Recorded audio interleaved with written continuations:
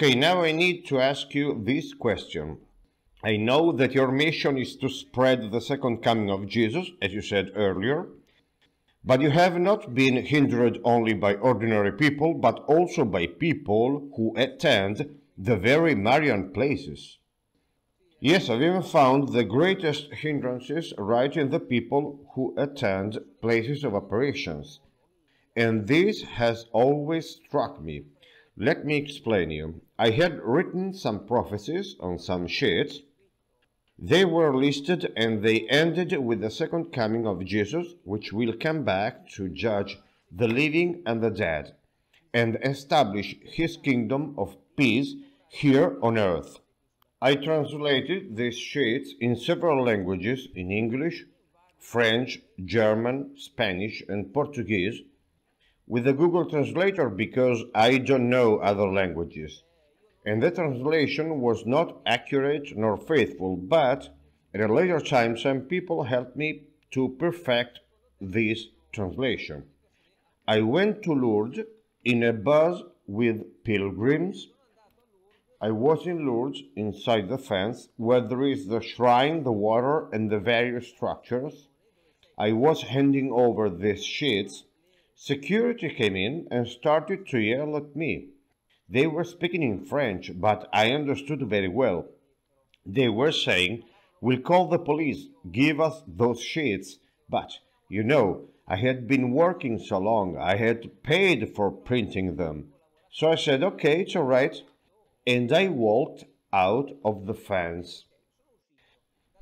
There were so many youngsters because on that day there was the Synod of Youth, and I didn't even know it. It was a coincidence. So I was delivering these sheets. After a while I've seen that the catechists, the guides, in other words the representatives, started glowering at me, and then they told me, "Who told you to spread these sheets? You cannot say that. Still, everything in my sheets matches the gospel. You cannot say that." Of course, I kept on handing them out. But after a little while, I have noticed that the boys were harsh staring at me, and someone told me, "Stay away from us, go away," and also not politely, so to speak, in a robust manner. Let's put it like that, yes. I went to Medjugorje and have translated these sheets into 12 languages, so just think about all of the hours and hours of work, of course. 12 languages, because as you know, people from all over the world go there. I was in a courtyard in Medjugorje. It was full of buses from Poland, France, Spain, Switzerland, from all over Europe. There were hundreds and hundreds of people, and I was busy handing out my sheets. Then a lady came to me. I think she was from Naples, judging from her accent. And she started yelling at me, but I mean, she was really screaming on top of her lungs, "This guy is doing magic, he's confusing the people. No one knows when the end of the world will come." And of course, keeping calm, I showed her this sheet and I told her, "Well, they are right that it's the end of the world." And she couldn't reply because I had not written that it's the end of the world, but the hundreds of other people watching this took me for a thief, for a kind of conman, and they began to say, "You are just campaigning." They were angrily handing me back the sheets I had just given them. And still, there in Medjugorje, I was meeting people who stopped me to tell me, "Stop delivering these sheets. We are going to call the police." They were threatening me, but of course I just kept going. Still in Medjugorje, I went to the Youth Day because there are young people from all over the world, so I thought I couldn't miss this opportunity. I was inside the perimeter where there is that famous church, well known to all, and other buildings. Two guards came and stopped me. They brought me to a small room. There were two ladies who were kind anyway and asked me, "What are you doing?" I replied, "I am spreading these sheets of Marian prophecies." They read them and they told me, "You cannot spread them anymore." Of course, I disobeyed and kept spreading them without being seen by the guards. But I kept going on. It goes without saying. I've even met fierce guys. A Syrian boy. As I told you, there were people from all over the world. So a Syrian boy approached me with the sheets I had just handed him out, and he tore them apart in my face just like that. That's nothing. So he tore it apart in my face. It takes a lot of patience, you know. Some Spanish guys were also agitated and nervous, and they asked me, "Who's paying you to do all of this? Who's paid for all these shits?" And I answered, "I did. I paid." Then they told me, you know, a few words in Spanish and a few ones in English. I understood something, and they told me, "Listen, with all of the theologists out there, in your opinion, if what you have written is true, wouldn't they warn us?" And I told them, Nope, I'm doing it precisely because they are not doing what they are supposed to do. For goodness sake, I don't want to criticize anyone, but this is the truth." Some Swedish guys told me, "Do you wish all of this to happen?"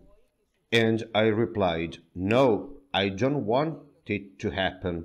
I'm just warning you because no one is doing it, and things are going quite badly." Then, in Medjugorje, some messages arrived which said, "These are the last times of Satan." I mean, Medjugorje, Our Lady told Miriana, "I'm preparing you for the return of Jesus." In Medjugorje. So the people going to Medjugorje shouldn't criticize me if I spread sheets saying that there will be 3 days of darkness, the warning, the return of Jesus, and that we are living the times of Revelation. So the biggest obstacle came from people devoted to Our Lady. Why? Because people judge without going into stuff, without knowing. More, it has always been said that Virgin Mary appears in order to bring us to conversion, to peace, to pray. So, saying that Our Lady appears only to bring us to conversion, to peace and to prayers has become a common practice. But it's not like that. I'm proving it in my encounters, and she's asking for much more. Besides, I'll read you this message. Giampilieri, Apparition, Sicily, 2001. They are the blind, those who don't want to see, who protest against the messages, because there is not benefit in listening to them. Very clear. It's not comfortable to tell someone that we are living the times of Revelation, described by John, because he looks at you the wrong way. On the contrary, if I approach someone and tell him, Our Lady announces prayers and says that we must convert, no one will look at me the wrong way. So people tend to dodge discomfort. Instead, I invite everyone to take the narrow street, to break this barrier. Let's announce the truth. Let's announce the second coming of Jesus, whatever the cost. By the way, I noticed that Holy Mary has chosen you, judging from the stories you told us last time. She has chosen you precisely for your peculiar features of yours. I mean the guy who's a little unruly, but she has clearly noticed that you are also a determined and tough guy. Because, as you can see, you have handled very well these situations more than once, even in front of priests, as I remember from last time. I mean, you stood firm, so you see, she's made a precise and perfect choice. Congratulations to her who has chosen you, and to you who keeps going in spite of everything.